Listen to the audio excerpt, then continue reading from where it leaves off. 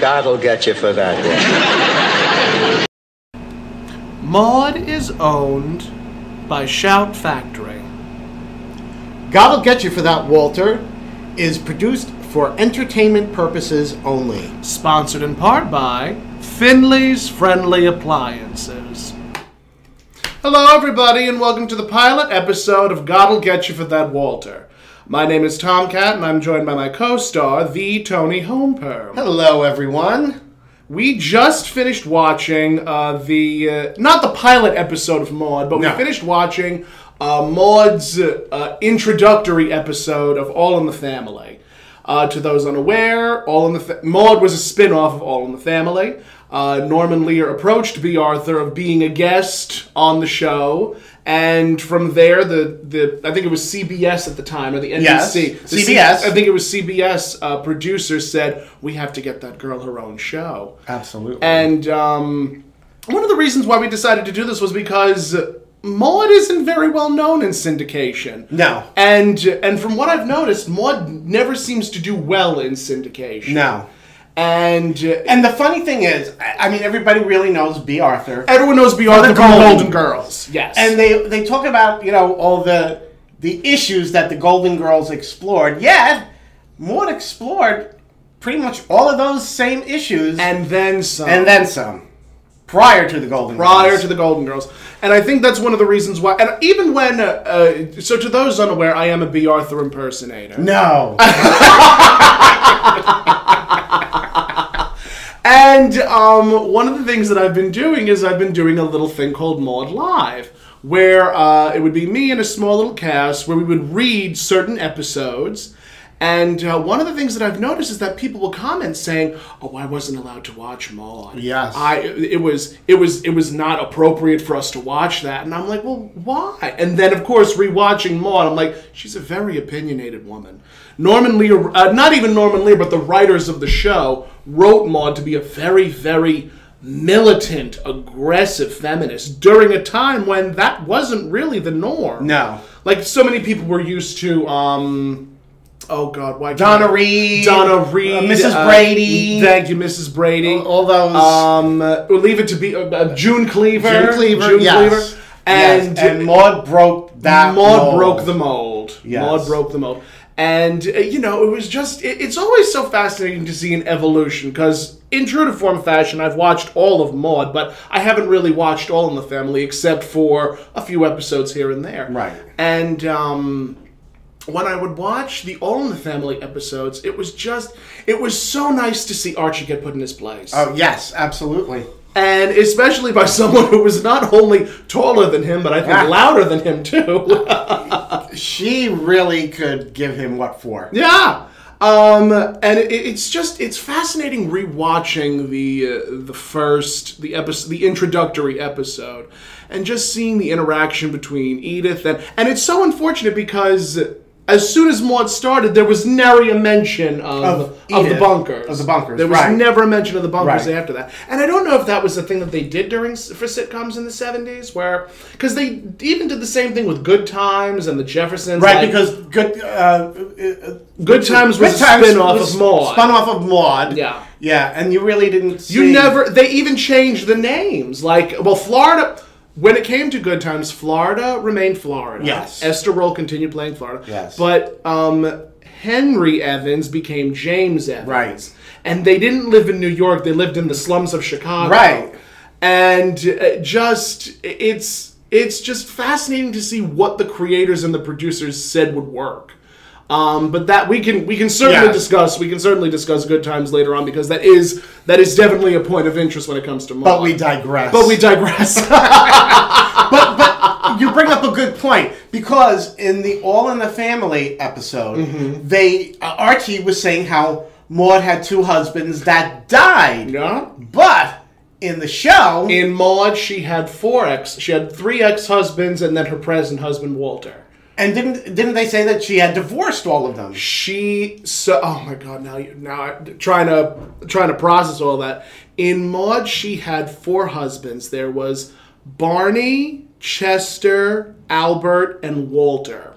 And those were not the names of Those were not the names of All in the Family. Yeah, those were not the names that were used in this episode of All in the Family. I think it was Fred died of a brain hemorrhage and Bert died of a seizure, of a heart seizure, right. or something like something that. to that effect. Yes, but it's interesting to see that. But later we do actually get to meet one of Maude's ex-husbands, and it's not somebody that was mentioned in the episode. Of course not. I don't even remember that one. you know, it's funny because I did watch the Maude episodes, some of them, when I was a kid. Mm-hmm. When I was at my grandmother's, I was not allowed to watch them like at home with my parents. That was like something else. That was considered like too controversial. Too controversial. My grandmother she wanted to watch it and she didn't care. I was there, so I mean, when I met Bea Arthur, when I say met Bea Arthur, I literally met her in passing. Excuse me. I had told my mother that story, and my mother says, "You met Maude," because I was thinking my mother grew up during the 70s, and she was an adult woman in the 80s, and I was immediately expecting her to say, "You met Dorothy," but instead of saying "You met Dorothy," "You met Maude." So that leads me to believe that my mother was able to watch Maude, but I don't know. It's just one of those things where I'm like, I wish that Maude was able to do better. I do. I wish that Maude was able to do better in syndication. And I'm quite depressed now because I realize that your mother and I are the same age. I'm sorry, that's it. The show is ended. Welcome. It's the last episode, everybody. First last episode. No, but it's one of those things where first let's go over the premise of the first episode. I believe it's called Cousin Maude. Cousin Maude. Yes, Cousin Maude's visit. That's what we're going with. That's the first episode. The first episode is Cousin Maude's visit, and in it, the bunkers, with the exception of Edith, are all sick. All sick. Michael, Archie, and Gloria are all sick with some variant of the flu. And they're running Edith ragged. They're running Edith up and down the stairs, making her an absolute... just driving Edith crazy. But of course you would never see that because Edith was always, very doting and very submissive. Archie! All that fun stuff. And Edith calls for Maude to come and help. And Archie is rallying against Maude coming and helping. And he sent a telegram telling her not to come. He sent a telegram telling her not to come. Back when people still sent telegrams. I don't know if anyone. No one sends telegrams I anymore. don't think so. I don't know of many people that still send telegrams. I know that there were the singing telegram. Cameo is actually Cameo. Cameo is a great example of a telegram, but from a celebrity. Yes, exactly. I'd like to be on Cameo at some point, but that's besides the point. But we digress. Again. There'll be a lot of digressing. A lot of tangential stuff. There's going to be a lot of digressing. Stuff.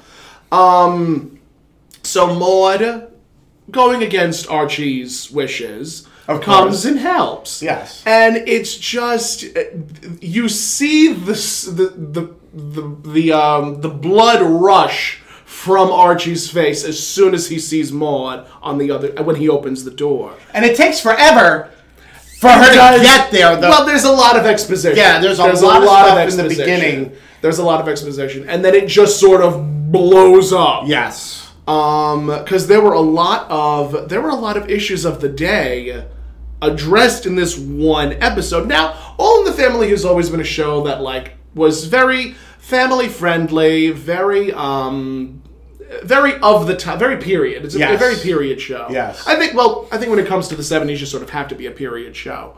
Norman Lear was a genius. Well, it was a contemporary show. It was very contemporary. Much more so than what we were saying before about those, other mothers absolutely. June Cleaver and even Mrs. Mary Brady. Tyler Moore. Yeah, I mean, All in the Family presented a much more realistic version of how people were actually living at the time. Yes. and to sort of see Maude interact with not only Archie but like other members of the family. Like, she was very warm, and she would cozy up to Michael and Gloria, and would made them delicious food. She made them custard. She made them custard, for goodness sake. And she made Edith a delicious breakfast with eggs, bacon, potatoes, and Archie got cream of wheat with cheese. Because it was binding. Because it was light, but it binds. It binds. And it's hearing jokes like that, especially in a day and age when like there's so much medication. It was just hysterical. It's just hysterical to see that sort of change and shift. Because All in the Family was probably the very first American TV show where you actually ever heard the toilet flush. Right? Up until then, there was no toilet humor. There was bodily functions did not exist. Not in the slightest. Sitcoms. Not at all. They didn't exist. So it's very fascinating to just see the change and the shift in sitcoms from All in the Family to Maude to Golden Girls and 221 and then Living Single and just seeing the shift in sitcoms and just it's interesting to say the least. So naturally the episode continues with Maude taking care of the family, and then Maude sits in Archie's chair. And that was always a big no-no. That was always a big no-no. And even if you pay attention to the episode, you can hear the audience go, uh-oh, oh no. Like you would hear the groan in the audience. You don't tug on Superman's cape. You don't sit in Archie Bunker's chair. You don't sit in Archie Bunker's chair. And for someone that Archie does not like, that also was like another level. Yes, another level. Definitely. And it just...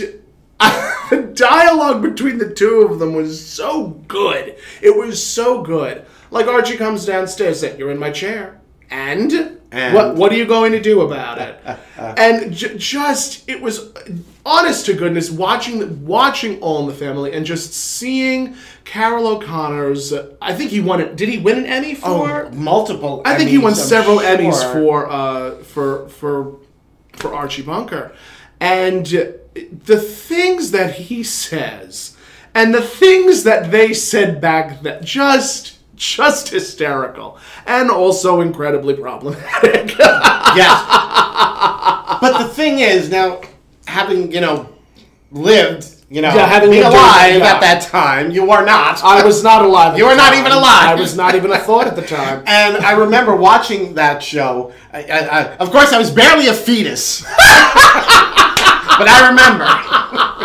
I was watching it from the fetal position.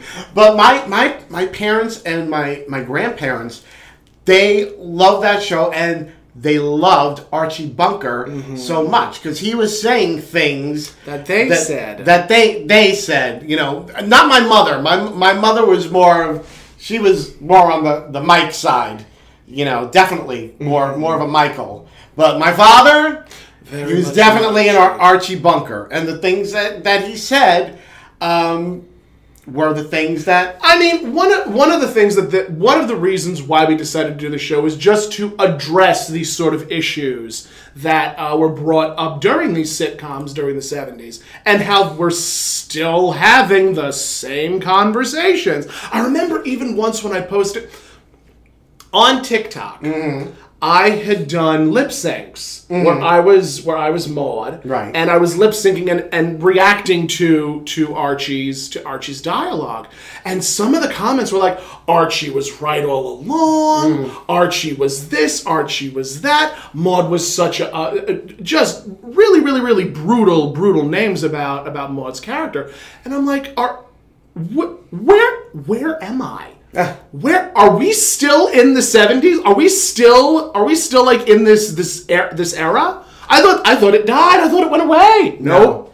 And what really just grabbed me, because we just watched the episode, so we're reliving it now. We're reliving the episode now fresh. Where Archie, in order to get Maude out of the chair, he brings up Franklin Delano Roosevelt, who Maude adored, and Archie couldn't stand. Could not stand. And Archie starts spewing these things, sort of revising history, and I'm like, why does that sort of remind me of a lot of people we have seen, currently. Yeah. Like, actual events. There was a meme that was going around saying it was a picture of Carol O'Connor as Archie Bunker, and said, "You loved me during the '70s, and then you elected me president." Right. And in true to form fashion, like every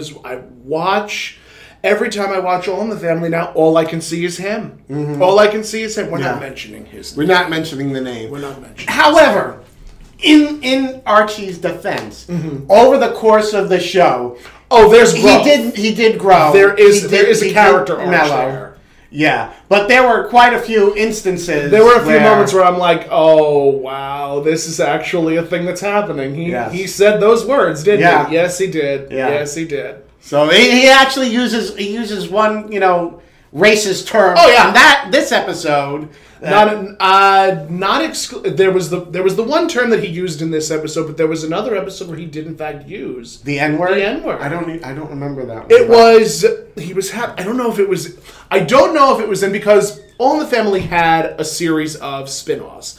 All in the Family had Maude, All in the Family had the Jeffersons, All in the Family had Archie's Place. Yes. And I think it was in Archie's Place that he had said the word. Uh-huh. And I'm almost positive. I have to ask a friend of mine who we were supposed to do something like Maude Live, where it would be a small cast of people, and we would recite and just do a live read of that staged reading of that episode of Maude. And I'm pretty sure it was an episode of Archie's Place. I could be wrong. Check with us. Yes. Check with us. Let us know. Let us know in the comments. Let us know. Will there be comments? I don't know if there will be comments, but let us know anyway. Please comment. But yeah, it's fascinating what they were able to allow him to get away with. Yeah. And then I watch Maude, and like, one of the things that you were never allowed to swear.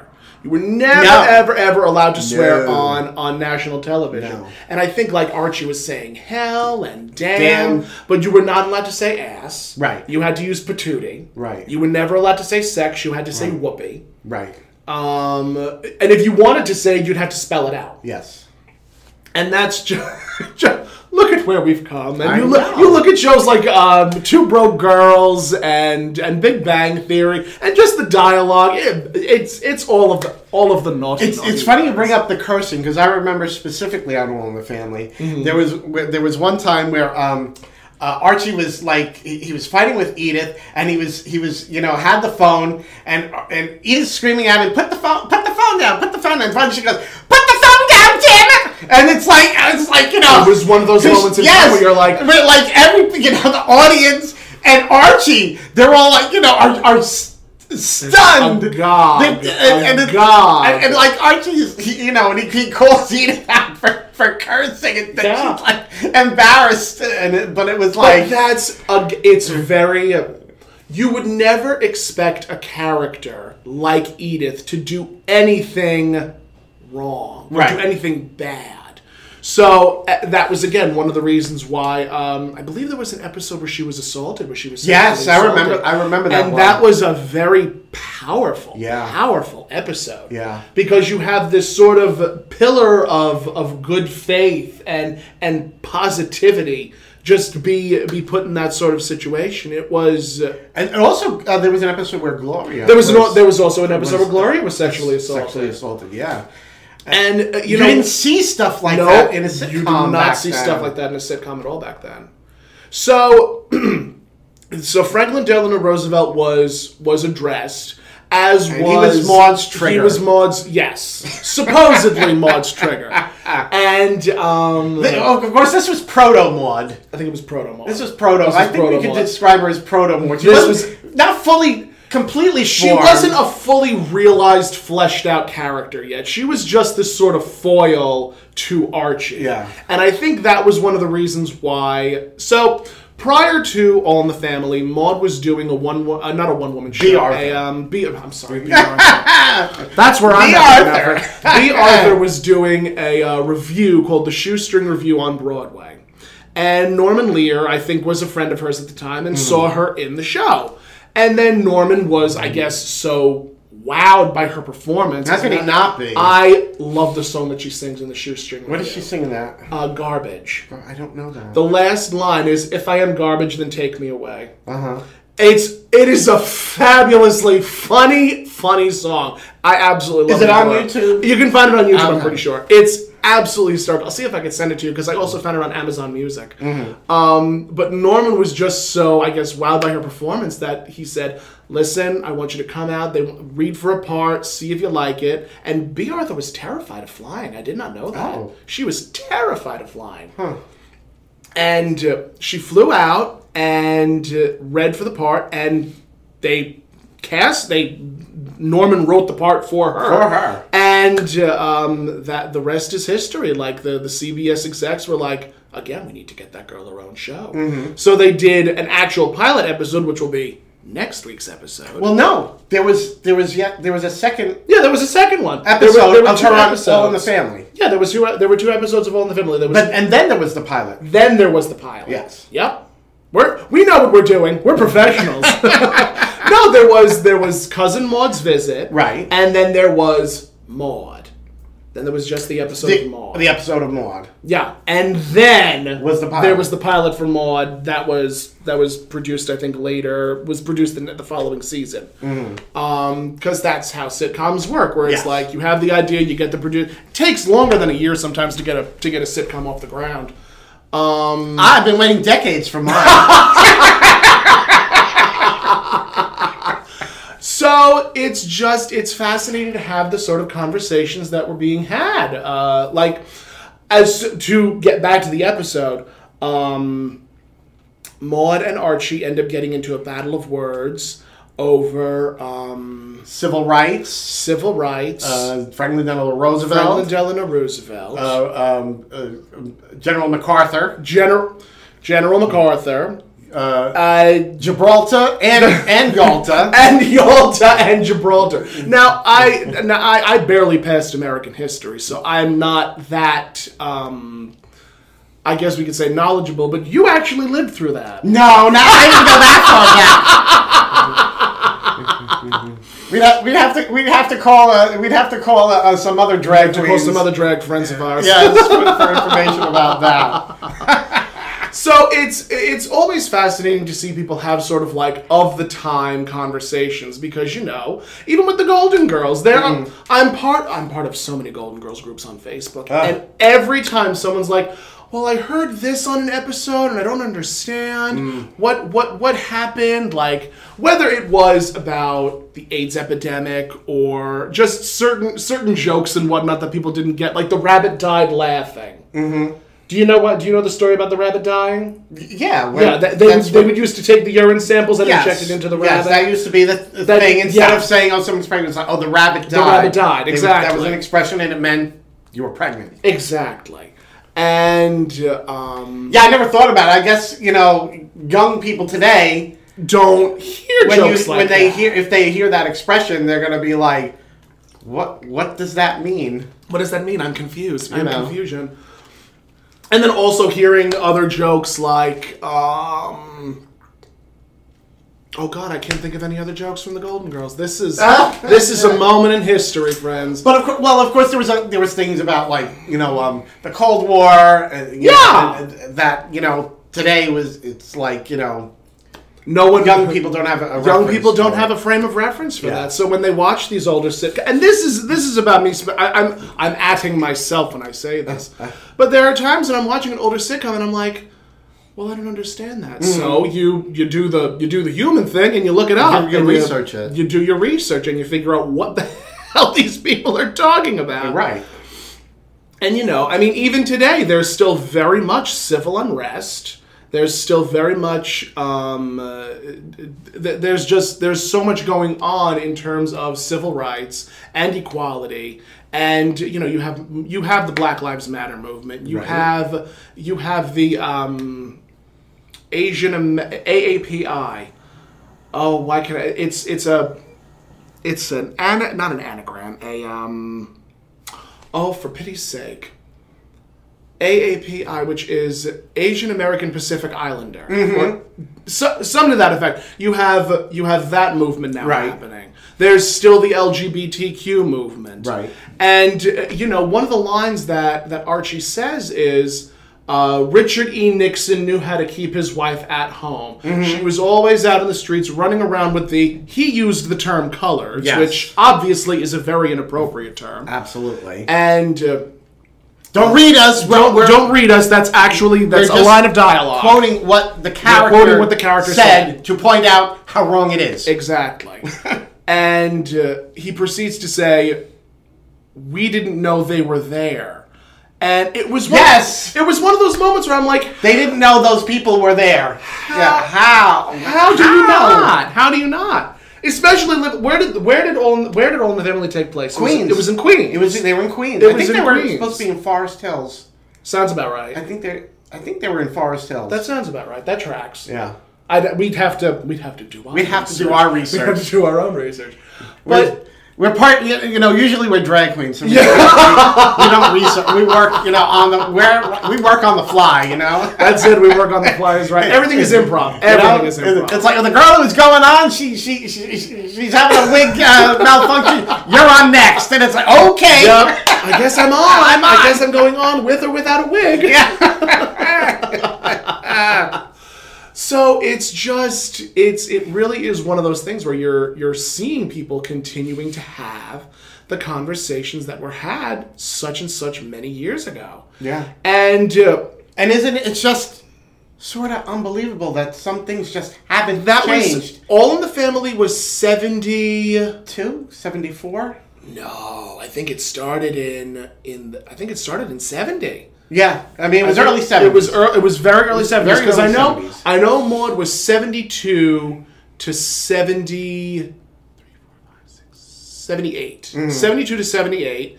And I'm pretty sure All in the Family was like 71. Right, yeah. To whenever the heck it ended. I think it lasted like 8 or 9 seasons. And then became Archie Bunker's Place. And went, I don't know how long. I mean, it was on. I think Archie's Place lasted about 3-4 seasons. I think, maybe. Could have been more. I don't know. I know it was just on forever. Yeah. It was just on forever. They just wanted to give Carol O'Connor all the money. And it's funny how, actors today, they don't want to be tied to one character. They don't want to be typecast too long. And Carol O'Connor didn't care. He rode that character until he couldn't ride it no more. Exactly. Although then he did go on to do that, what was it, In the Heat of the Night show, where he played the sheriff. Where he played the sheriff, right? Right. Yeah, I remember that. But you know something? He was always, Carol O'Connor was always very good about playing a certain type of character. Yeah. And, I want to say that he was probably, one of the last few people that rode the character until, you have your Mae Wests, you have your John Waynes, right. You have your Joan Crawfords, you have your Betty Davises, where you would play these sort of characters that you grew up playing in Hollywood. And even Bea Arthur. Bea Arthur was the same, where she would play this sort of strong, imposing, domineering female character.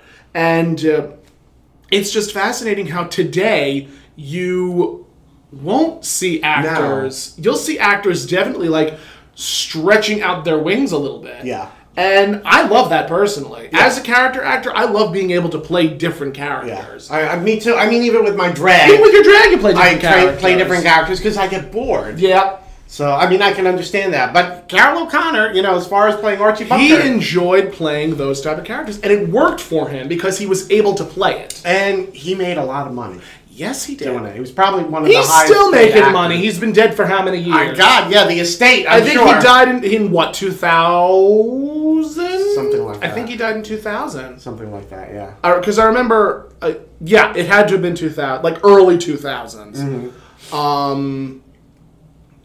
And yeah, just continuing to see the sort of evolution of actors and character actors and sitcoms. It's just fascinating to me. But again, we're still having these same conversations. Yeah, the same and that issues. That was one of the reasons why Tony and myself decided to pretty much start this conversation, because if you watch older episodes of Maude, like, you'll see things that we'll obviously be addressing later on, but there were issues of abortion. Obviously, that's the one episode that sticks out in a lot of people's minds, and I think that's one of the reasons why it doesn't do so well in syndication. But that's besides the point. Right. You'll see what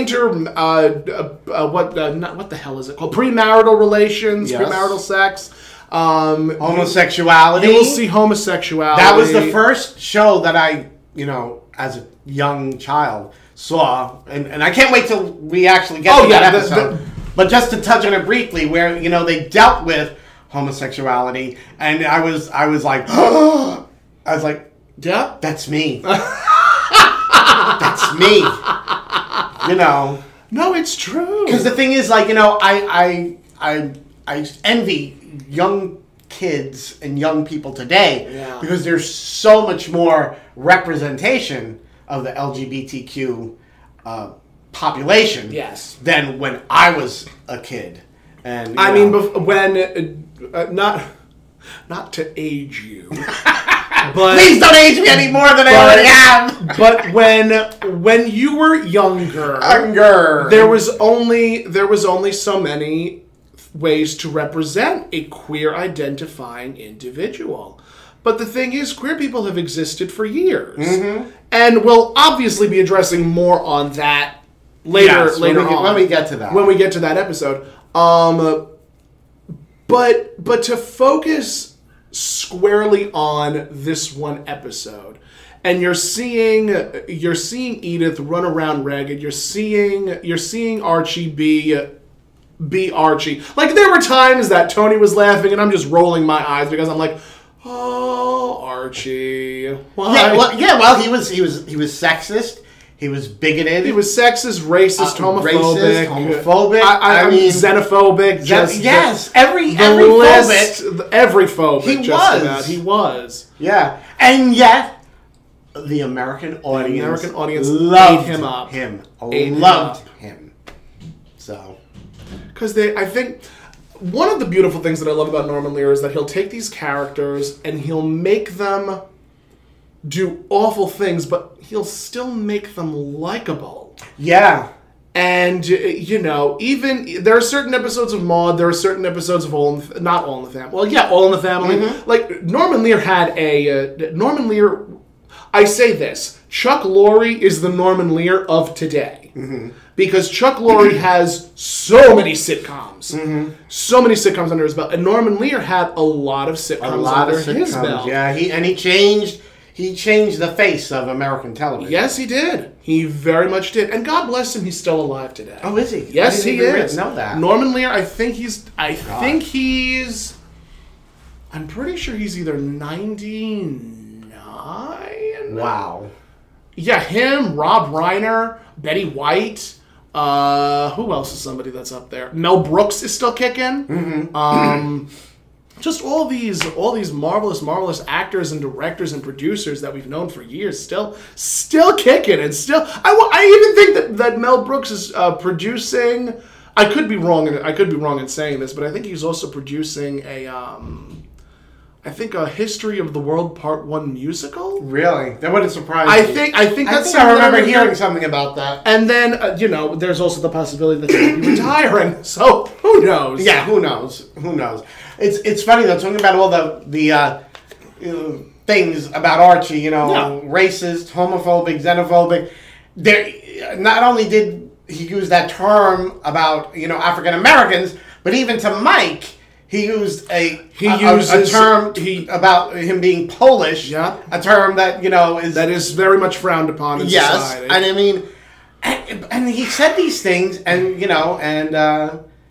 people just the audience laughed. They were rolling in the aisles, and it's really something, because I've had a number of conversations with friends of mine where we'll have the conversation and like, can we please stop using the excuse it was made?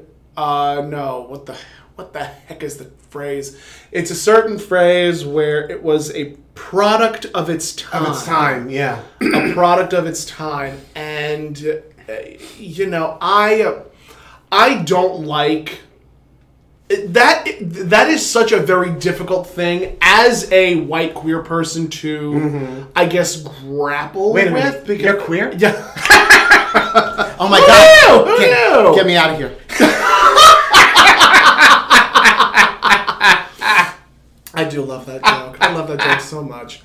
But as two white queer individuals, yes. It's very challenging to sort of have that discussion because we have not lived that life. Nope. So we can only speak on it from what we've seen, and that's the story on that. Yes. I would love for us to have that conversation with somebody down the line at some point. Maybe we can get LaBelle on the show at one point. Absolutely, yeah. And we could certainly address that with her. Yeah. And I just feel like when it came to sitcoms, especially during the 70s, there were a lot of things that were addressed. Oh, yeah. There were a lot of things that were addressed from 70 to right up until like 80, 81, 82. And, you know, even during the 80s, there were definite... The 80s, like every single era since the 70s, there have sort of been more focus on issues affecting different communities. And I'm very excited to see a continuation of that. I want to see a continuation of... having focus be put on these issues affecting different communities. No, it's funny because there was something that happened recently. I was talking with someone, and we were saying how a lot of the stuff that I do is like we have like you know, spoof character things and all that, and somebody said, oh, it would be great if you could have like Ms. Swan from Mad TV, and I was like, oh my God, I hadn't thought about that character in like so long. It was so funny when watching it at the time, but I'm like, wow, that character would be so wrong to do in today's climate. You know, correct. You know, making fun of like an Asian but also during in and the character's not that long ago. The character's not that long ago. There was also another character that I was watching, and the character's name was Jewel Baroni from Mad TV, created by Mary Shearer, and the character was a smoker, but she sounded like this. And obviously very, like, Italian, older woman, like crazy bouffant hair. She sounded like Big Ange. She sounded exactly like Big Ange, and it was just watching that. I'm like, there are people today that are like that. And, you know, it's one of those things where it's like, is it funny or is it problematic? And there's constantly, for years and from years on, there's going to constantly be the discussion of, is it funny or is it problematic? And, you know, even in drag, there are some people that'll ask, well, I'm going to perform this number. Is it wrong that I, as such and such, am doing this number? Right. Like, there are so many queens that are like, I want to perform, and I am telling you from Dreamgirls. Yes. And there are some people that, I won't perform it now. Right. The only time I will sing it if it comes on the radio. I will sing it. Yeah. But I will not perform it. Yeah. You know, I would not have a problem with singing it live. Yeah. But I would never like lip sync like a somebody else's. It's the same thing with what was that one number from Hairspray? I Know Where I've Been. That's another one I won't touch. Yeah, no. There are just certain characters and certain songs that just a person like me should just not touch because it's not for me. It was not a song that was written for me. It was a song that was written for another type of person. Right. And I feel like the older we get and the more there's an evolution of time and so on and so forth, there'll be more of those conversations where it's like, well, can I? Oh, I can't. Okay, that's fine. And move on. But there are some people that you say that and it's like, well, I'm going to do it anyway. Okay. True. Yeah. I do not begrudge you. You take your life and fate into your own hands. Yeah, I personally would never tell somebody, oh, you can't do that. I mean, I'm like, whatever somebody decides to do, they make the decision. Every day you wake up and you make a choice. Exactly. And whether you choose violence or not is entirely up to you. Please don't choose violence. Please don't choose violence. Please don't choose violence. Please don't. But these are all things that sort of happen based off of this one episode. Yes. And it's the introductory episode to the character. Mm-hmm.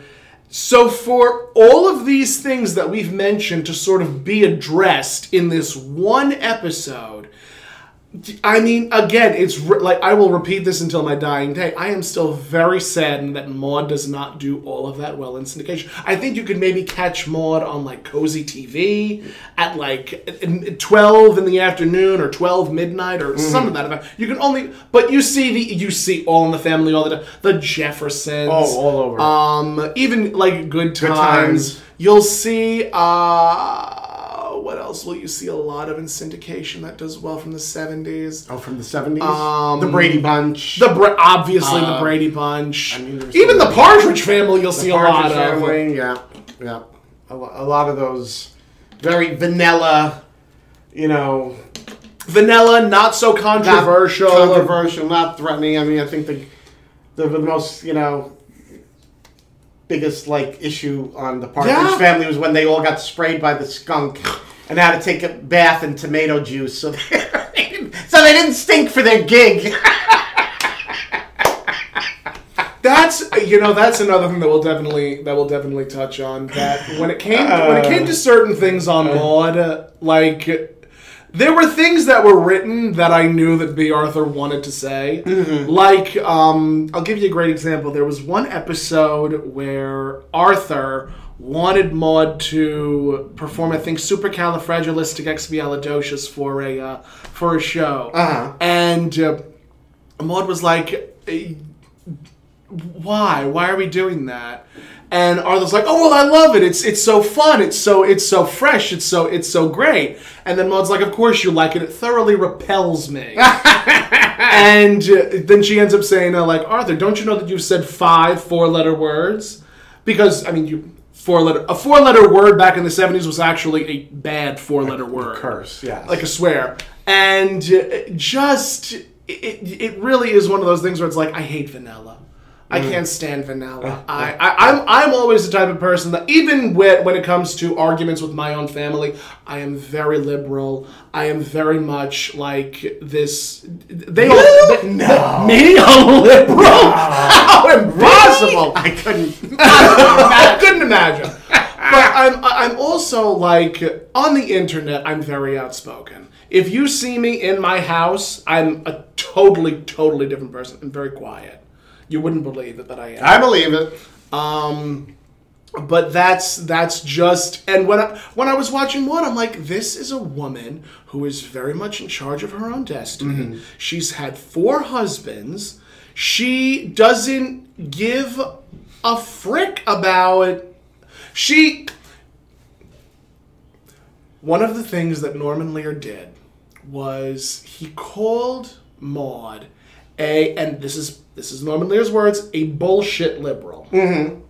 And what he meant by that was, and it was the same thing with Archie, you're taking this really crass, verbose, foul-mouthed individual, and you're making him a likable character. Right. He did something very similar with Maude, where he would take this very militant, strong, liberal feminist, but still give her the mentality, not so much the mentality, but give her the morals of a housewife from the 50s, where she would say things and double back on herself. And she would do things and then say, oh, well, no, I didn't mean that. Right. Well, he humanized the characters because there are people in everyone's lives that have these views that are, the opposite of yours, but for some reason or another, you're still, you still may be friends with them, or it's family, and you still, and you can't do anything about it. Yeah, so I think it's sort of like that. They weren't one note. Yeah, they were not one-note characters. Yeah. They were layers. They were layers. Yes. Like an onion. Like an onion. Oh. Like an onion. Layered like an onion. Oh, onions. I'm getting hungry now. I can go for a blooming onion. So seldom do I go to Outback Steakhouse.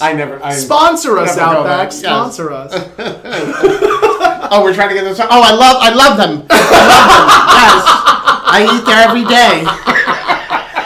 So that is definitely where Maude takes us, really, and it's the same again. The sitcoms of the 70s were very human. Yes. Like I look at sitcoms from the 70s and I compare it to Blackish. I compare it to what's another good example of a very, very humanizing television sitcom that isn't so dramatic. That is dramatic, but still has like a lot of humor in it. I would say Facts of Life. Oh no! Facts of Life. That was in the 80s. That was in the 80s. That was in the 80s. But when it started, it was very simplistic, but then as it went along, they actually dealt with some serious issues like premarital sex and even like I remember there was one episode. Sorry, we're going into the Facts of Life. It's fine. I mean, listen. That one of the beautiful things about Maude is that Maude was in the 70s, and Maude sort of broke the mold for female characters. Yes. Like you look at Maude, and then you see all of these other strong, militant female characters that have sort of grown out of that sitcom. Mm-hmm. And like there were a lot of people that felt that she was sort of like Joan of Arc, where she was just this sword and shield carrying like paragon. Yes. And we can obviously like compare Maude to the characters in the Facts of Life. We can say that Carol is very much like characters in the Facts of Life. Mm-hmm. We can say that Vivian is even certain characters in the Facts of Life. Mm-hmm. So that's just part of it. We're obviously going to be talking about more than just Maude. No, but I mean we can. She's our primary. She is the primary focus. I mean, all springs from Maude. Exactly. all springs from Let Us Worship. But I mean, but it's true though. Like we've said, if you looked at any protagonist female character from before the 70s, even you had these very doting, very quiet. Mm-hmm. I mean, with the exception of Alice from the Honeymooners. Yeah. With the exception of Alice from the Honeymooners, but even Alice was like still very. She would never call Ralph a son of a bitch. Oh no. She would never like be foul mouthed. Right. She would just be shrill. Yeah. But Maude was like everything and then some, just screaming at the top of her lungs like the. One of my friends, Summer Orlando, fabulous drag queen. When we started doing Maude Live, because Summer was my Vivian, we ended up talking about what we wanted to do for the live, like what episodes we wanted to do a staged reading of, and he was like, I'm gonna watch all episodes in the first season because it's readily available and I can watch it. And then we reconvened and he's like, I need headphones because listening to Maude scream so much it literally affected my hearing. Oh God. And it was one of those ones at a time where I'm like, that makes sense because throughout most of the first 2 seasons of Maude, Bea Arthur just always was screaming for some reason. She just had this big, booming, theatrical presence, which doesn't make any kind of sense at all. Oh, no. Like, if you look at her body of work, it doesn't make any sense at all. No. And it seemed like Maude came from that sort of lineage of what I think of the big, broad character. Yes. From, movies, that she was like direct descendant of that. Those like very much so. Not the glamour girl, not the ingenue. Definitely not the ingenue. The big broad character that was that led with their chests. Led with their chests. Yes. These women who in fact led with their chests. And I won't say that it's like Divine, Because when did Pink Flamingos come out? 74? Something like that. Yeah, it was. But I mean, even in certain drag characters, like Divine broke the mold in a very similar fashion the way Maude did. Because prior to Divine, drag queens were very like. They really were more female impersonators. They were more female impersonators than they were camp queens. Like I remember, like years ago, if like somebody was doing drag, they would get asked, "Oh, who do you do?" Meaning, because it was always assumed when you were doing drag, well, you were doing Marilyn Monroe, or you were doing Bette Midler, or you were doing Diana Ross, or it was always, that was sort of it. That if you were doing drag, you were pretty much doing like another character, and it was like with Divine, that was where it was sort of like Divine was Divine. Divine was not doing anyone else. So it's very similar to it is very similar to someone's getting a phone call.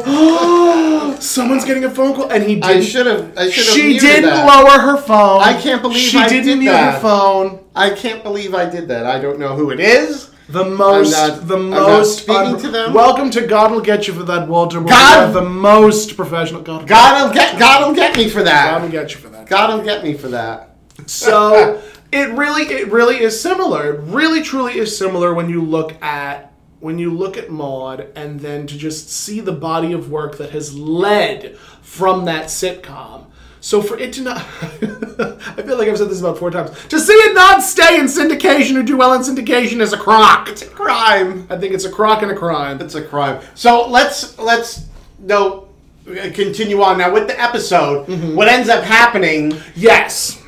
Is at the very end. At the very end, they're all better. They're all better, and Maude is the one that's sick. Yes. And she's still there at the house. And she's still there, and Archie is still unsure of what to do with himself. Exactly. And again, it's brilliant writing like that gives the show staying power, I guess. Yeah. And I mean, I loved it because it gave Archie more of a reason to be miserable. Yes. Well, that was a lot of the theme of All in the Family was always these other characters that were coming in to oppose Archie. Yes. And call him out on his views. That was how they got the Jeffersons. Yeah. And again, it was another one of the reasons why Good Times happened, because Maude had Florida. And Florida was a fabulous foil for Maude. Because Florida would put Maude in her place. Right. And I feel like that's just what happens. Like, you'll... if you want to be a success in Hollywood, just be a great foil to the lead character. Of course. That's all. That's all that's needed. But don't show them up. But don't never show them up. Because you might get your own sitcom at that point. That was what happened with, remember Alice? The show Alice with Alice, yeah. And Polly Holiday became so popular as Flo. Yeah. They had to spin her off. But what happens sometimes is when a character gets spun off, it just does not always work. It doesn't, and the show and her show Flo. Yeah, it didn't work. Do well. It didn't do well. It didn't do well at all. It really didn't. And then you look at Mary Tyler Moore and Rhoda. Right. Yeah. But Rhoda did well. Rhoda does okay. It does okay. I'm not going to say it does well like Mary. You know what happened with Rhoda was like the very first season, like they married her, and it was sort of like, wait, who? This isn't Rhoda. We don't know who this. Rhoda was always this single woman who had such bad luck with dating, and that for her to marry in the first season. Her husband Joe, played by David Groh. You see, I remember all this stuff because I watched it. And it was just sort of like she was there when the dark magic was created. Exactly. And Phyllis had her own short-lived sitcom too. They spun her off, and again, there was something about when you spin off a character. There's only so much you can do. Yeah, sometimes the magic just isn't there. Norman Lear had great luck though, that he was able to spin. Norman Lear had very good luck with his sitcoms, because again he had, let's see, he had All in the Family. All in the Family.